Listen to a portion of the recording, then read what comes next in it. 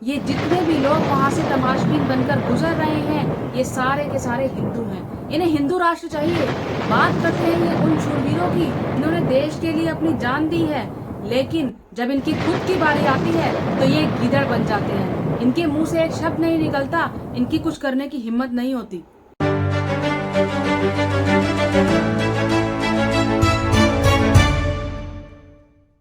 Hello and welcome दोस्तों, मैं हूं वंदना और आप देख रहे हैं लीगल चॉइस। दोस्तों, आज हम बात करेंगे दिल्ली के शाहबाद डेरी इलाके में हुए साक्षी मर्डर केस के बारे में। इस मर्डर की वीडियो अब तक आप लोग सभी देख चुके होंगे, जिसमें कि साहिल लगातार चाकू से साक्षी को मारता नजर आ रहा है।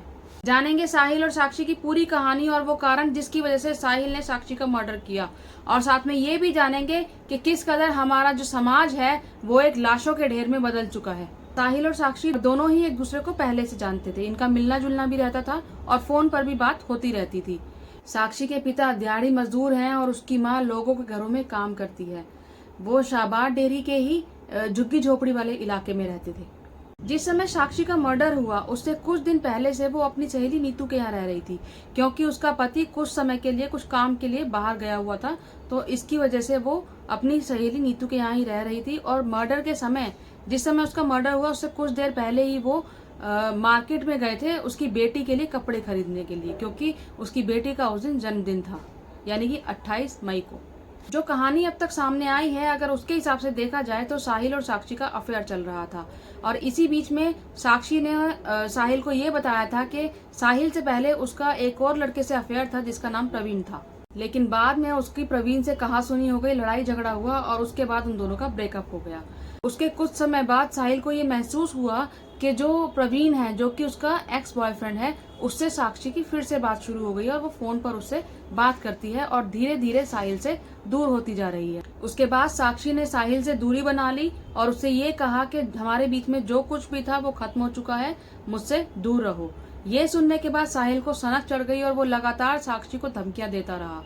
इन सब से परेशान होकर साक्षी ने झबरू नाम के एक लड़के को, जो कि शाहबाद डेरी में ही रहता था, जिसको वो भाई बोलती थी, उससे ये कहा कि ये साहिल नाम का लड़का मुझे बहुत परेशान कर रहा है, इसको एक बार समझा दो। उसके बाद झबरू साहिल से मिलता है, पहले उससे फोन पर बात करता है, फोन पर उसको समझाता है, उसके बाद मिलने की बात होती है। उसके बाद वो साहिल से मिलता है और मिलने के बाद उसको ये कहता है कि साक्षी से दूर रहो, ये तुमसे बात नहीं करना चाहती तो इसको छोड़ दो। दोस्ती पहचाननी थी, भावना मेरी फ्रेंड है, उसके साथ वो आई थी, तो इसी तरीके से उसकी मदद हमने करी थी। भावना दोस्त है, उसके जरिए वो पहुंची थी। हाँ जी। अच्छा, तो उसके बाद क्या हुआ जब आप आए? तो उसके बाद साहिल ने कोई फोन पे बात की हो? उसके बाद कोई फोन पे, मेरे फोन से कोई फोन पे ना उसके आए ना हमने करे। आपको कब पता लगा कि साहिल ने साक्षी के ऊपर चाकू से हमला किया? साहिल, मैं यहाँ से निकल रहा था तो भीड़ लगी थी, तो मैंने जाके देखा तो वो वहाँ पे पड़ी हुई थी। मदद मांगने आई थी कि मेरे को एक लड़का टॉर्चर कर रहा है, मेरे को उससे बचाओ। ठीक है, तो मैं उस लड़के के पास गया था साक्षी को लेके कि भाई इसको टॉर्चर मत करो। हाँ। तो अगले दिन उसने सोचा होगा कि झबरू के साथ इसका कोई रिलेशन चक्कर है, उसने साक्षी को मार दिया 28 तारीख को। और अब मेरा यही कहना है, उस लड़के को फांसी दिलाओ। को एक लड़का टॉर्चर कर रहा है, भाई में थोड़ी मेरी मदद करो, तो मैं तो उसकी मदद ही करने गया था। हाँ। उस लड़के को समझाने ही गया था। कहाँ मिला था साहिल आपको? यहीं पर ही जहाँ पे मर्डर हुआ है, जहाँ पे एक दिन मर्डर पहले भी वहीं मिला था। अच्छा, वहीं पर उसी ने बुलाया था। साहिल नहीं बुला? हाँ जी, कि आ जाओ, अच्छा, मैं मोस्ट वांटेड हूँ। ठीक है। फिर कुछ नहीं। क्या बोला था? मोस्ट वांटेड हूँ। हाँ जी। 27 मई को झबरू साहिल से मिलता है और ये सब बात करता है। उसके बाद ही साहिल ये सब प्लान कर लेता है कि जिसकी वजह से इसने मुझे ये धमकी दी है, मैं उस जड़ को ही खत्म कर दूंगा। और अगले ही दिन 28 मई को इस वारदात को अंजाम दे देता है और इतनी बेरहमी से साक्षी को मारता है, इतनी दरिंदगी से, इतनी बर्बरता से उसकी हत्या करता है। कम से कम 30 से भी ज्यादा चाकू उसके मारता है, और उसके बाद भी उसको सब्र नहीं आता, उसके बाद भी उसको तसल्ली नहीं होती, उसके पैरों से भी उसको मारता है और उसके बाद पत्थर की एक सिल्ली भी उठाकर उसके ऊपर मारता है। और हैरानी की बात यह है कि जिस समय वो इस वारदात को अंजाम दे रहा होता है, उस समय न जाने कितने लोग उस रास्ते से गुजर रहे होते हैं, लेकिन सब के सब अंधे बन जाते हैं, सब के सब देखते हुए भी आगे निकल जाते हैं। हत्या करने के बाद साहिल बहुत चालाकी दिखाने की कोशिश करता है और वहां से सीधा रिठाला की तरफ निकल जाता है। वहां जाकर अपना फोन स्विच ऑफ करता है, जो हथियार जिससे उसने हत्या की थी उस हथियार को फेंकता है, और उसके बाद वहां से बुलंदशहर की एक बस पकड़ लेता है। बुलंदशहर में उसकी बुआ रहती थी। आधे रास्ते में जाने के बाद वो उस बस से भी उतर जाता है। शायद उसको ये लगता है कि जो बंद फोन है, जो फोन स्विच ऑफ हो चुका है, शायद उससे भी उसको ट्रेस किया जा सकता है। वहां वो थोड़ी देर टहलता है और उसके बाद दोबारा से बुलंदशहर की बस पकड़कर अपनी बुआ के यहाँ पहुंच जाता है। रात के 1 बजे वो अपनी बुआ के यहाँ पहुंचता है और पूछने पर ये कहता है कि यहाँ वो शादी में आया था और देर होने की वजह से वो वहां गया। और हैरानी वाली बात ये है कि मर्डर करने के बाद, इतने भयानक तरीके से हत्या करने के बाद वो वहां पर चैन की नींद सो भी जाता है। इधर साक्षी की हत्या की खबर सब जगह फैल जाती है, पूरे शाहबाद डेयरी में ये खबर फैल जाती है और पुलिस साहिल के घर पहुंचती है। सीसीटीवी कैमरे से पुलिस को पता चलता है और वहां से वो साहिल के घर पहुंचती है और घर पहुंचने पर पता चलता है कि साहिल वहां से गायब है।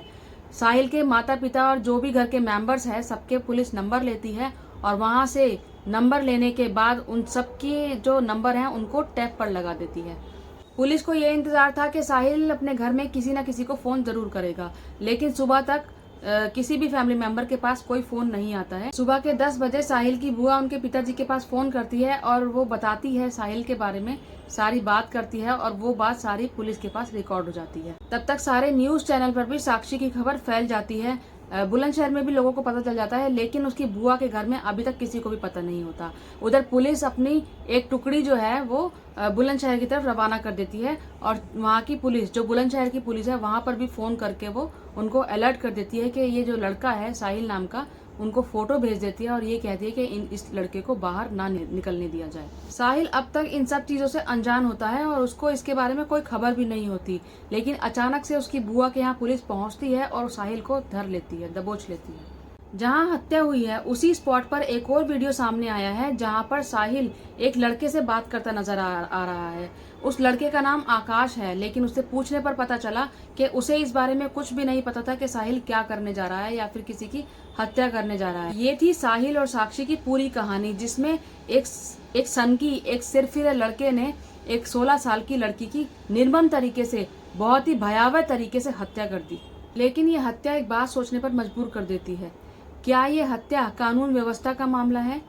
क्या ये हत्या एक लड़के की कुंठा और उसके बेकाबू होने का मामला है? क्या ये हत्या प्रेम और द्वेष का मामला है, या फिर ये एक समाज की बुजदिली का मामला है? तरफ साहिल हत्या करता रहा, साक्षी के ऊपर चाकू से लगातार वार करता रहा और दूसरी तरफ हमारा समाज वहां पर तमाशबीन बनकर देखता रहा।